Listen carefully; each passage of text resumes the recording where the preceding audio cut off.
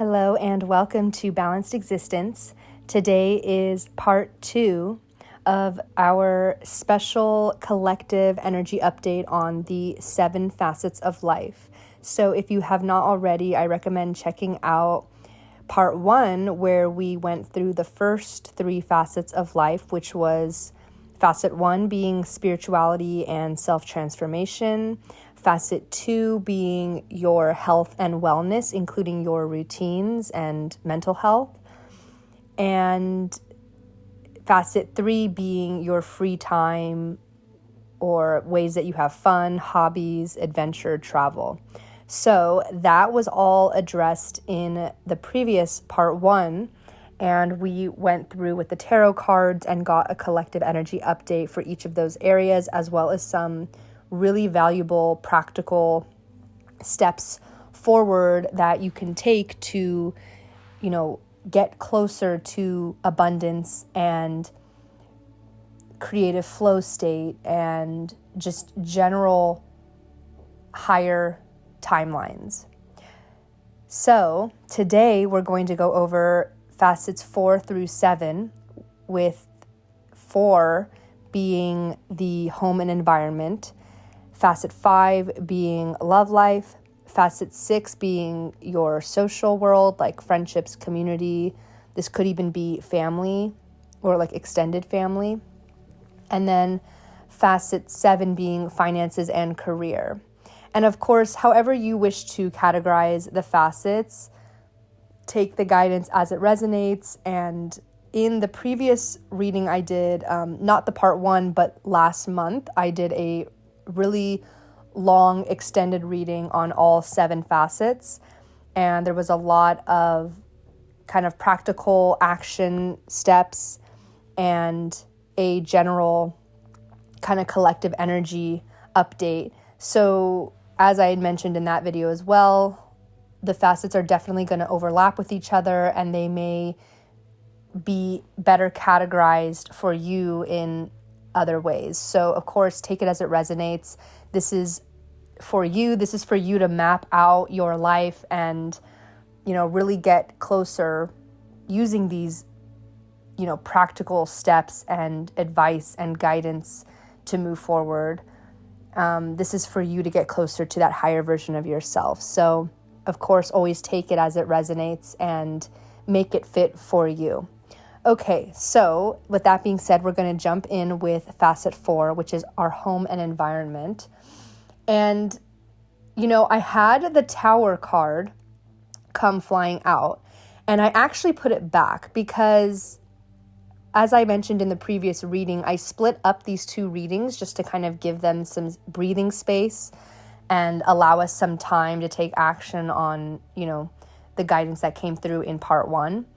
And so because we did receive the Tower for facet 1, I put it back because I thought maybe, we want to have fresh cards with each facet, like unique cards for each facet. And the Tower card flew out again as I was shuffling. So, and I rarely put cards back. I usually just take what I'm given. But again, because I split up this reading and it was different than how I normally do it, I thought maybe we would just start fresh. But the Tower card came out again. So huge Tower energy coming out in regards to your home and environment. So this could be the literal home you live in, apartment, whatever it may be, the city that you live in, whether it's the literal city or like maybe you live in like an urban area or a rural area or a suburb area and you like have dreams of living in a different type of area, whatever this may be.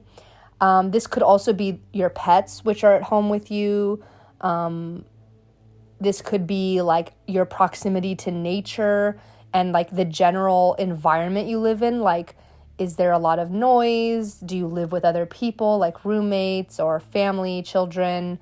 All of this kind of fits into the home and environment. And this also could relate to your organization of your home. Like maybe there's decluttering you need to do, or you're on an adventure of minimalism, like any kind of thing related to how you organized your space, your living space. So with the Tower card coming through, a huge transformation and even a breakdown. So for some of this, the collective, this could be that you had a specific idea of what you wanted, and that's kind of coming crumbling down, or it's just being shaken up, and you're recognizing that what you wanted in the past doesn't fit who you are now. And sometimes that can be really disheartening or discouraging because you feel like a lack of stability. But ultimately, this is meant to be the release and even the destruction of that which doesn't serve you, so that you can get closer to truth, and so that you can get closer to creating the life that you do want. And we, of course, want to honor the emotional response and the feeling of a lack of security, lack of stability when we do have certain changes or upheavals or illusions being shattered. Recognizing that something you thought was secure is actually on a shaky foundation.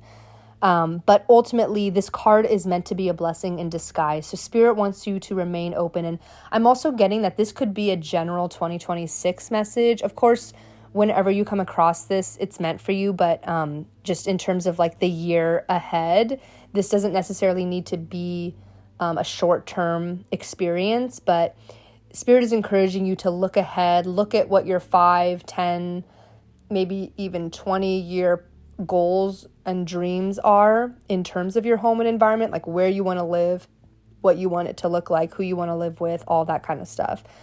Because the Tower is here to really, burn anything that's not meant to come with you. And we're also getting the Queen of Cups and the Six of Wands. So yeah, this is very fitting. And this is telling me that on the other side of this Tower moment, this breakthrough, is you stepping into this Queen of Cups energy. And she has deep emotional awareness, emotional intelligence. So she understands that everything she chooses in life, everything she desires, dreams, wishes for, is in alignment with her deepest emotional truths. And that's the goal. And if it takes a Tower moment to get there, then of course we want to open ourselves up to that, right? Because the Queen of Cups is a archetype of the divine feminine. She's intuitive. She knows what is meant for her. And she's also compassionate and nurturing. So this is you stepping into a home and environment that's actually going to serve you, support you, and nurture you. And if that means it has to be drastically different from what you once wanted or what you have now, then again, like this is the journey that we are surrendered to and open to. So definitely this calm wisdom, even in the turbulent moments of the Tower, you're getting to this place of calm wisdom. And, you recognize that when you allow your dreams, and that which you wish to manifest, to be in alignment with your emotions. For example, when we manifest, we want to do so. We want to manifest things that are leading us towards positive emotions like joy and satisfaction and fulfillment and inspiration, right? And so the Queen of Cups recognizes the power of emotions in this manifestational process and the beauty of our feelings and the truth that results when we follow our feelings, the truth and the alignment that results. So with the Six of Wands, I'm also loving this balance of the water and the fire, which I talk a lot about on this channel when I'm discussing the union of inner divine feminine and inner divine masculine, with cups being the water element, which is associated with the feminine, and wands being the fire element, which is associated with the masculine. And of course, this is not necessarily linked to gender. This is about the balance that we have internally. And so with the Queen of Cups, we have that emotional wisdom, that intuitive wisdom. And with the Six of Wands, we're coming forth with this fire energy that is successful. It's a victory. It's recognition for all of the hard work we've done to manifest our dreams. And again, following this tower moment, I mean, this is a big success, a big victory, a big reward after your hard work. And it's you being in this state of confidence and even like this masculine energy of leadership and knowing like that you have the resilience to overcome challenges. And as a result, we get this celebration. People see, and praise us for how far we've come. It's also a card about good news and just general good luck, receiving good things, receiving things that are in alignment with what you wanted. So you may be thinking like you're totally satisfied with your home environment, you're not trying to move anywhere, but this could even be just how you transform the inside of your home. Again, like if it's organization, if it's the pets you live with, if it's the roommates or children, or maybe you live alone, and just how you transform the energy of your living environment, right? So if moving doesn't resonate with you, I mean, again, be open, because the tower moment can bring about unexpected changes. But if you have no intention of moving or anything like that, and you don't, end up experiencing any kind of like sudden upheaval or, collapse in the way that the tower typically represents, this could very much be just the internal energy and nature of your home. So really meditate on this and, use that Queen of Cups, intuition and emotional guidance to determine like maybe what actions you need to take to be in alignment with your dream home environment. So let's move on to facet number 5, which is our love life. This could also be your kids. Like if you are married, you have kids, this could just be your immediate family. Or maybe you prefer to put children in like a separate facet, which is fine. But if you do have children, then this could be part of this facet. But again, like in the social facet, which comes after this one, that relates to friendships, community, and that could also be extended family. You could also put children in there. I just want to give that disclaimer. But typically with the love life facet, I'm speaking about our romantic relationships, whether you're single, whether you're married, divorced, anything, but just your general energy of your romantic love life. So we have the star, wow, and the moon. Okay, very powerful energies coming through. I'm picking up on a collective that maybe has a twin flame or is maybe single, hoping to manifest a relationship. The star is your reminder to keep faith and keep optimism, even in the darkness and moments of uncertainty, which the moon is, of course, representing. The moon is all about our ebbs and flows, that which is hidden, in our subconscious. And, both of these cards have, they have an element of light with them, with the star and the moon, which is a source of light that reflects the light of the sun. But both of these cards also have a pond or a reservoir of water on them. So there's a huge message here to be in touch with your intuition, to, be mindful of your emotions. The moon also represents your inner world and your body. So really prioritizing how you feel and your awareness and acceptance. It's not just about knowing your feelings and, pausing in a moment of an emotional response or even a reaction or trigger. That's the first step, is to pause and to recognize it and to have that awareness. But the second step is to then be able to process the emotion, to feel it out, like to feel it until it, releases and dissolves. And this is like the somatic work around healing our inner child, healing our emotional wounds, and things like this. So with the moon coming forth, there may be periods where you really need to ground into your body and really experience your emotions to the fullest extent. even the negative and painful ones, knowing that this is all to serve your highest good, right? Like always having that foundation of the star, that even when you're feeling a lot of pain and suffering, as you allow these emotions to process, knowing that this is for your highest good, and knowing that you're going to come out the other end, with an abundance of love and light, emanating through your spirit. And I also want to just touch on something I've talked about on this channel previously, but when we do that somatic work and when we're feeling these emotions, like I've talked about before, this concept, you only need 90 seconds to feel your emotions, as well as the book Letting Go by David Hawkins, which talks about just allowing the emotion, and then eventually it will dissolve, it will, process, and it will go away.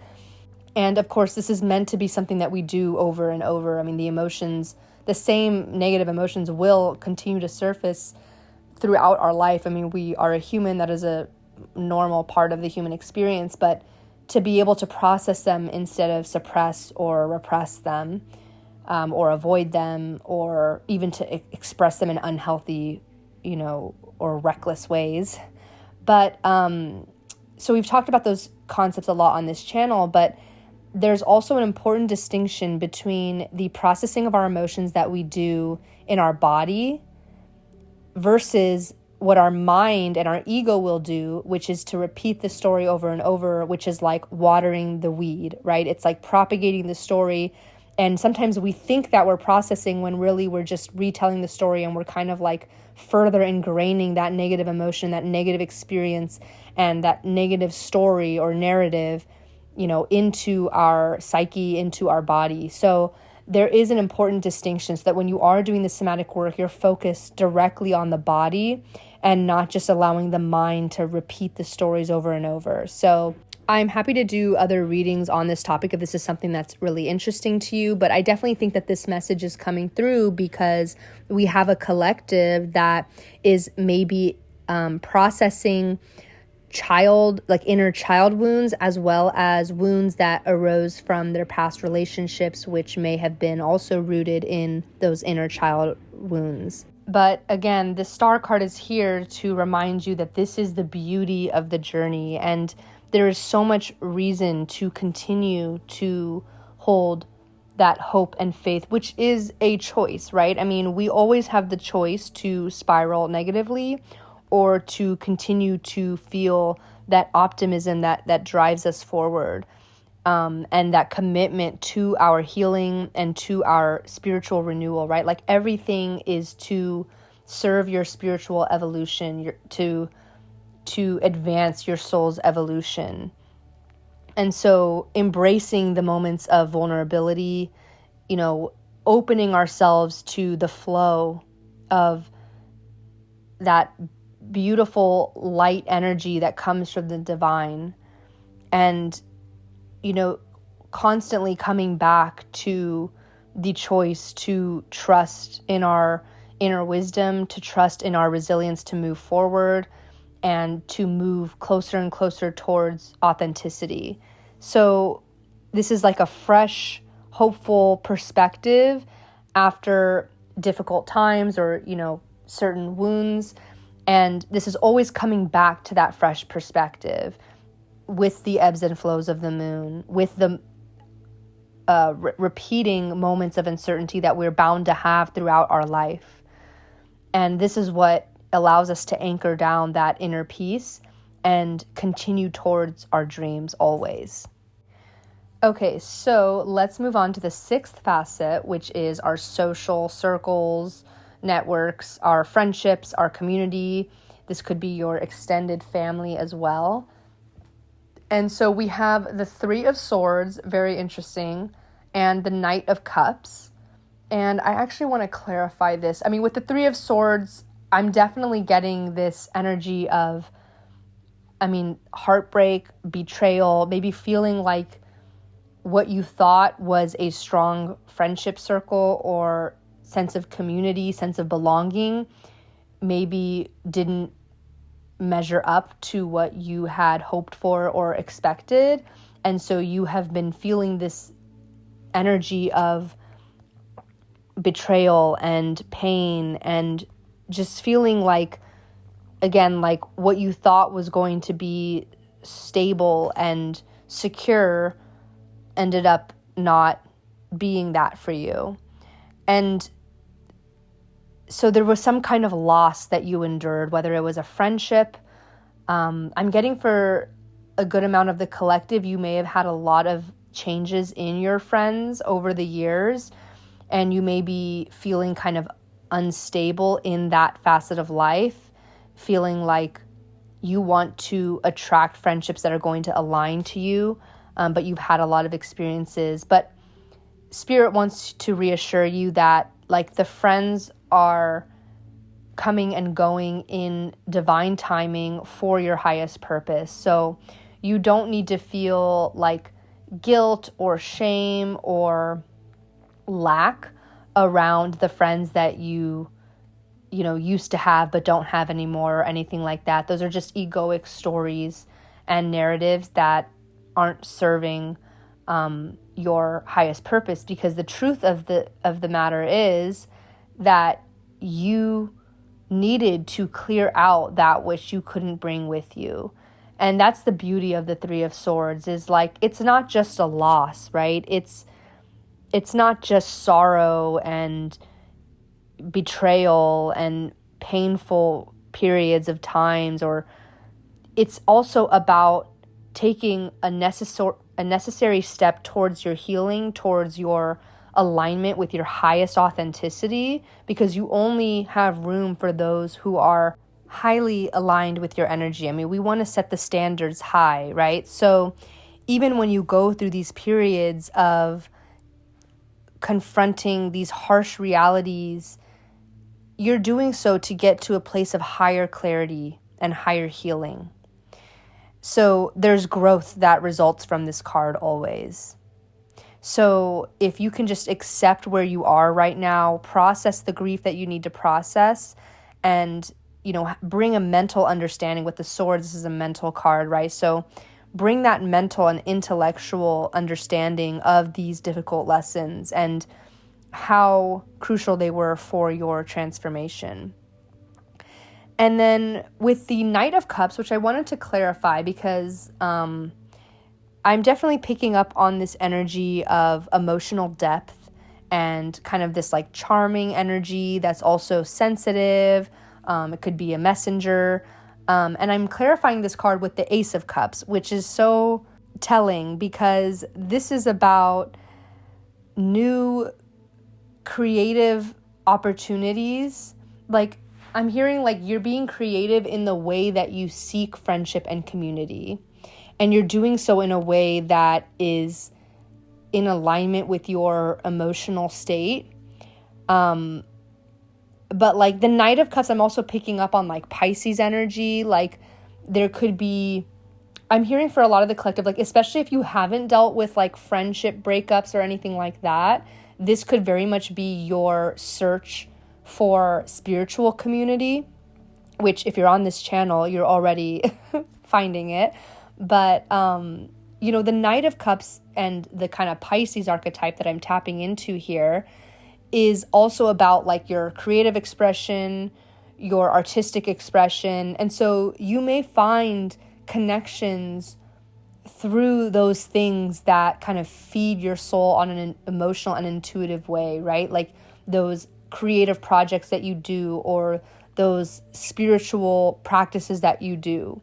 And so think creatively about this concept and how you may call in more invitations and opportunities, and surround yourself with more messengers of love, through your connection with friends, new friends, and new community members. And I'm also picking up intuitively on the connection of this facet, number 6, to our 4th facet that we started today's reading with, which is our home and environment, because I'm picking up on a part of the collective that may very well be moving. And so they may be finding like a connection between where they move and then the friendships and community that they seek, especially because we got the Tower card with the home and environment. So if you are in that collective that's going through a big upheaval in where you live and the environment that you're in, the city you're in, then the 4th and 6th facets here are going to be very much intertwined. So, and then again with the Ace of Cups, this is about a complete new beginning on an emotional level, right? So maybe now you feel discouraged or not fully fulfilled in your friendship and community life, but the Ace of Cups is coming in with this new beginning, and it's like a love for your friendships, a love for your community that you haven't experienced before. And it's also about your creativity and your spirituality and just that creative energy flowing through you, that spiritual divine light flowing through you and attracting yourself towards new friendships that go hand in hand or that are in alignment with your spiritual awakenings and with your creative projects. So this is like a new portal you're entering where you feel a really heart-centered fulfillment in this journey. You feel pure joy when you think about this facet of life. And I'm hearing like scripting may be very helpful for you here, like as a manifestation technique of scripting, like I just got back from hanging out with my friends or from this spiritual meetup, and I feel so seen and loved and supported by these people, and I'm so grateful for having been able to meet them, and I know that they came to me in divine timing, and I just feel so fulfilled, and whatever calls to you in the moment. But that scripting exercise can really get you in that emotional state, which is going to help you kind of manifest and attract those social connections that you desire. Okay, so let's move on to the last facet here, which is finances and career. So we have the 7 of Swords coming out. So this card can talk about strategy. So you're being called to use strategy and like tactful thinking in your budgeting or investments or your career growth. Sometimes this card can talk about like lies or betrayal, but what I'm getting for you specifically in this facet is making sure that you're acting true to character. And I don't mean that you are being deceptive or anything like that, but what I'm picking up on is kind of like this manifestation mindset that you are having in this realm of your life. So maybe you are trying to invest more money, or maybe you're trying to have a career change or promotion, and how you envision and believe in the goal and the dream is critical to getting the manifestation to come to fruition. So for example, if you are going about your day feeling like you don't have enough money, you need to save more money, but you can't because you need to do this, and it's kind of this like lack or scarcity mindset, you really are thinking in a way that's deceptive to your true aligned higher self, which has already received the financial abundance or career success that you're seeking. And so in this case, the deception can kind of come from our mind in ways that block us from our manifestations. So in the context of finances and career, Spirit is guiding you to really get clear on what your subconscious beliefs are, and if there are any limiting ones, to release them. And again, scripting could be a really beneficial exercise for this, of getting into the embodiment of what it feels like to have more than enough money, to have the career success and recognition that you wish for, and those kinds of things. The 7 of Swords also talks about like facing the issues at hand and not like, sneaking away from them or hoping that it will just resolve itself. So if there is a aspect of this facet that requires you to sit and, again, strategize and have a practical plan moving forward, whether it's how you budget or how you're going to invest your money this year or how you're going to complete the action steps to change or progress your career. There is a call from spirit to sit down and do the work and, take those active action steps forward to progress you towards your goals. And to do so from a place of mental clarity. The swords is the air element, which is of the mind. So really understanding on a practical level what your goals are, what your dreams are, and what your plans and action steps going forward are going to be. And to really have fun exploring and discovering your options and determining how you want to move forward on this plan, to have fun with your goals and, again, not approach them from a place of scarcity or lack mindset, because, again, those are deceptive.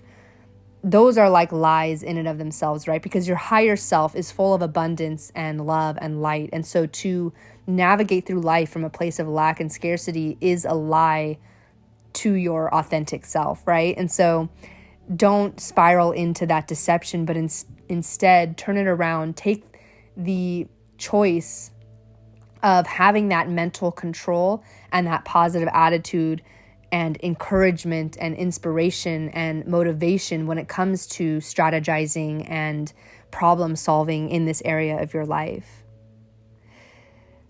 This card can also talk about, in the context of strategy, having a level of caution in terms of what and who you can trust, and not in a scarcity mindset way, but in a way where you understand what resources are available to you and what your options are in terms of the current circumstances and environment that you're in, whether it be finances or career.